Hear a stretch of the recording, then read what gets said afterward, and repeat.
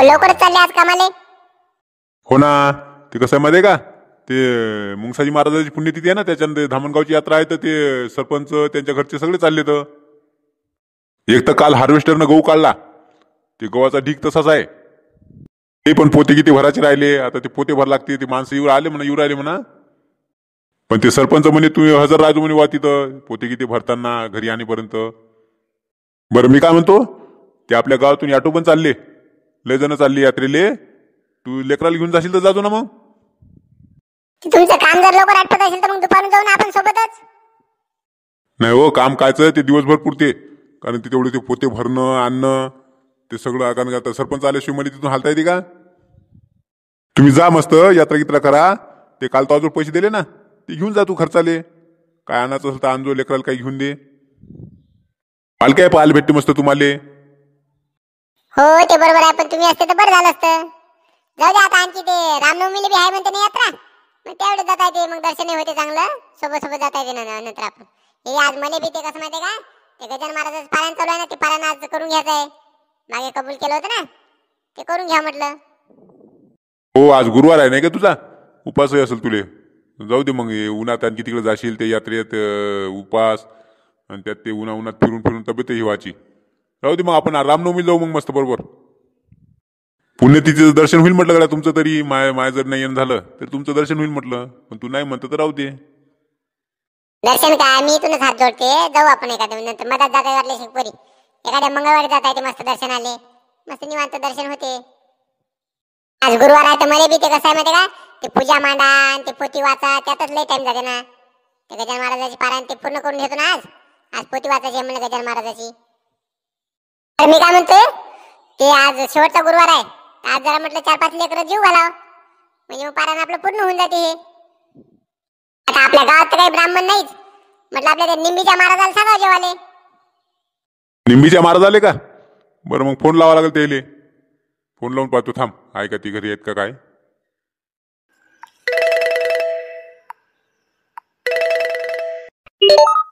जय गजानन. बोला, कोण बोलताय. अरे महाराज, मी देवलाल बोलतो, देवलाल कोटडवरून. अरे बोला देवलाल भाऊ, काय म्हणता. घरीच आहात का, कुठं गेले म्हटलं तुम्ही. घरीच आहो, आराम करू राहिलो बा. तर मी काय म्हणतो, ते आपल्या बाईनं पारायण ठेवलं होतं गजानन महाराजाचं. ते पारायण झाले आता 5 गुरुवार. आज म्हणजे 2-4 लेकरं जीव घालायचे. म्हटलं महाराजाले बी बोलू, या म्हटलं तुम्ही मग जेवाले. जेवाले का, म्हणजे जेवालेच का काही दुसरा आणखी कार्यक्रम गिरक्रम आहे का, मोठा कार्यक्रम करायला लागते का. नाही कार्यक्रम वगैरे काही नाही. म्हटलं आपलं या जेवाले बा, जेवण घेऊन झाले की तुम्ही गेले तरी चालते. कार्यक्रम नाही म्हटल्यावर काय, नुसतं जेवासाठी झाले पडणार नाही. हो ते बरोबर आहे, पण मी काय म्हणतो देवलाल भाऊ, जरा जाण्या येण्याचा वांदा होते ना. कसं माहिती आहे काय, गाडी गिडी पाठवसाल तर येतो बा.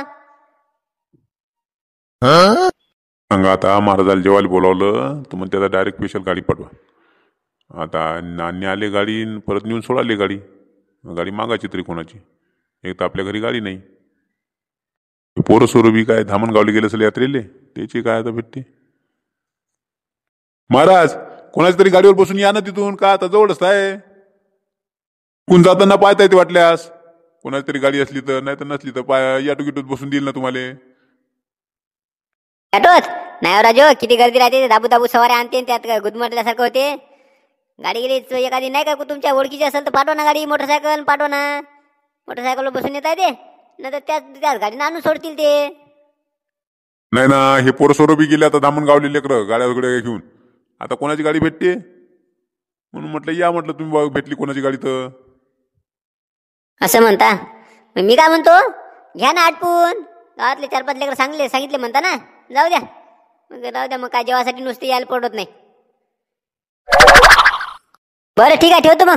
मला राजू का झोप येऊ राहिली, जागरण झालं रात्रीचं. जाऊ द्या मग, घ्या आटपून मग. आता मी काय येत नाही. महाराज हो, ठेवला महाराजांनी फोन.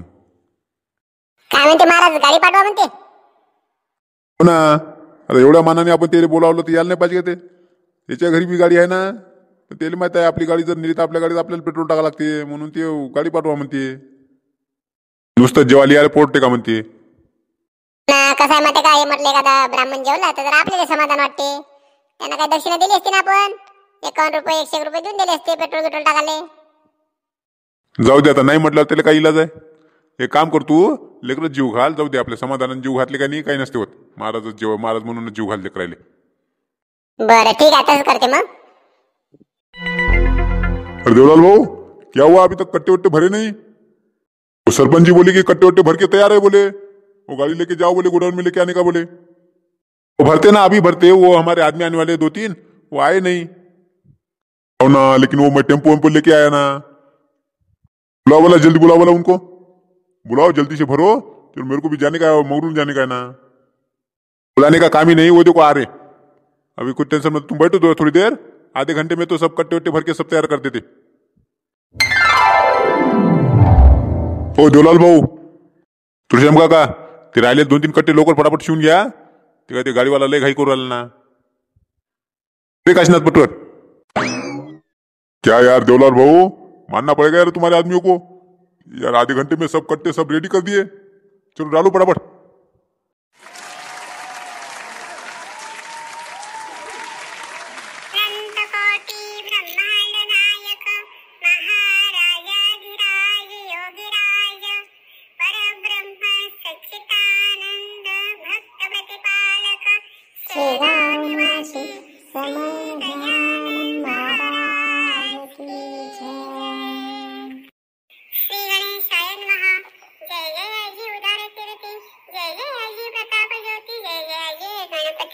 पुत्रा मयुरेश्वरा, कार्यारंभी तुझे स्मरण, करिता आले जन, मोठ मोठाले विद्वान, साधू संत सत्पुरुष, तुझ्या कृपेची आघात शक्ती, विघ्ने अवघी भस्म होती, कापूसाचा पाड किती, अग्नी पुढे दयाघना.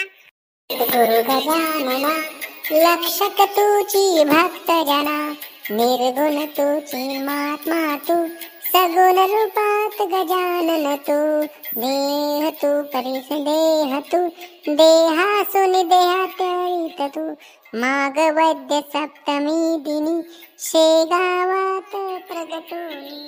समर्थ सद्गुरु श्री गजानन महाराज की जय.